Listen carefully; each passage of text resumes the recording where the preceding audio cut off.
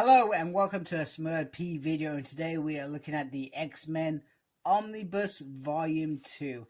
And I think it was pretty obvious the moment that I got Volume 1 I was going to end up doing this, because the spine cover was so different in terms of how this one looked that I had to do it. Anyway, so here is the direct market cover, and I brought this from Forbidden Planet, who generally actually go out of their way to package items really well. Unlike for many moons, I would go to Amazon. They were usually the cheapest, but they're not even the cheapest these days. I've had a look, put it that way. But the direct market cover is beautiful, and it goes very, very nicely next to that direct market cover there, which I really like. Now, let me just turn these around so you can see. I'm just going to take my camera off very carefully. So, first of all, I love the fact that these are the same sort of eye levels, I guess. It's probably not the right word to use it. And then I'll bring it down here so you can see the spine. So, just to see that on this spine, you got the original X-Men.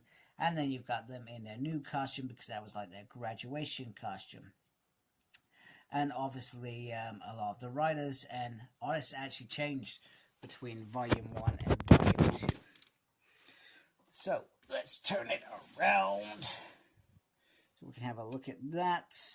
And we have X-Men 32 to 66, The Avengers 53, and some material from KJR 2 and 3, and Marvel Tales 30. So that is 34 issues of X-Men, plus the Avengers makes 35, and then some material, but predominantly 35 issues. And I've always said it, around the 40 mark is a decent amount of material for a book. And then we'll just take the cover off, and oh, there we go, come on. We got a nice X on here. Underneath there, you got the creators. You got Neil Adams, Arnold Drake, Gary Frederick, Don Heck, Werner Roth, Jim Steranker, if I pronounce it correctly, Roy Thomas, who is a legend, and George Tuska. And then on this side, we have a little sort of synthesis. So the foundations for the X-Men's future. So what we need to remember is that this volume ended in, I think, the 60s or the early 70s, and there was a massive gap between this and Uncanny X-Men. It was only during, during re-releases of the issues that they finally decided to re-release, to start with some new material with Chris Claremont at the helm, which obviously gave us a more diverse kind of X-Men.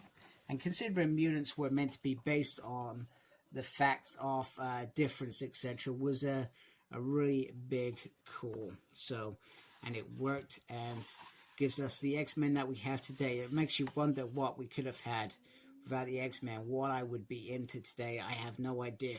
Nice picture of Cyclops there. And then we've got all the writers, the pencilers. I love how they separate them out. The inkers, the letterers, colorists, editors, and special thanks to all these people down here that I guess helped create this book or map it. I can't remember. And you've got a foreword by Roy Thomas. And then you've got all the issues here.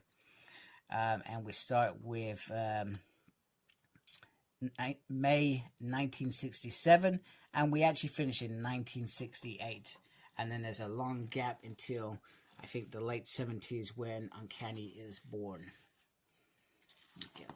Oh, feels fresh. Wow, hear that freshness. Beautiful. Oh, do you know what? This, and bear in mind that I already had this omnibus. I'm already looking at this quite excited. Now, I guess my only issue is that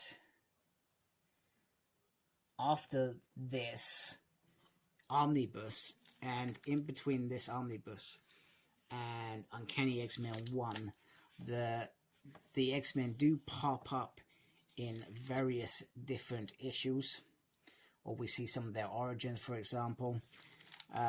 So you have Beast, he has a bit of an adventure. We have Iceman popping up in Spider-Man, for example. And I feel like, could they not, with this re-release, added a couple of these issues, a few of these issues to bulk up Volume 1, and then added in these hidden years in here? I feel like that was perhaps a missed opportunity. However, maybe we get an oversized hardcover to fill in that gap. Either way, to be honest with you, I think I brought it on Kindle, but you can read it on Marvel Unlimited if you get that. It's just about checking what issues those are. So, checking out just going on perhaps somewhere like Amazon, Forbidden Planet, finding the trade paperbacks, and then just taking, right, what issues are in between where these X-Men pop up. It's not that difficult, to be honest with you. I think I ended up buying on Kindle the in-between issues, because I thought, you know what, this time when I start, I'm going to go back to the beginning. When I go back to the beginning, probably not, I don't think I'll do it this year. I think I'm going to start at the beginning of next year as a fresh. I definitely want to ensure that I read those in-between issues before Uncanny. But the artwork is gorgeous. I absolutely love this artwork. Beautiful stuff. Makes me very... Do you know what? It makes me very happy. Some of you know that I waited over 10 years or so for that original... that first X-Men Volume 1 to be re-released. I've literally had Volume 2 all this time, but never had that one. So in reality, there's 893 pages. I probably should have looked at that when I was flicking through those first couple pages. Some artwork at the back. Marvel Tales as well. These are sort of things that were reunited, these things. Marvel Masterworks trade paperback cover, which I also brought them back in the day before I actually got lucky getting that Omnibus, which I thought was very cool. Oh, and they released, the X-Men, yeah, so that's the other cover. So there we have it. There we have it. A beautiful, beautiful Omnibus. Sorry, I got some stuff on it, which I do not like. There we have it. There is the X-Men Omnibus. Now, just because I have it still, I haven't sold it yet. I do have that other Omnibus, the original Omnibus, which, as you can see quite quickly, is a hell of a lot chunkier than this one. So I'm not sure how they condensed that. I'm hoping it's not the paper quality, just a better way for them managing it.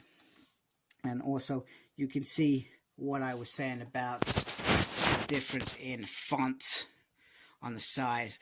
That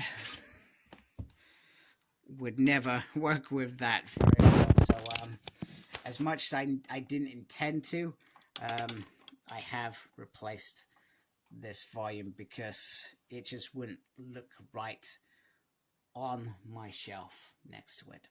So anyway, I hope you liked my video. If you did, I'd really appreciate you supporting my channel by subscribing. Make sure you look after yourself. Very important nowadays. And embrace the geekiness. Goodbye.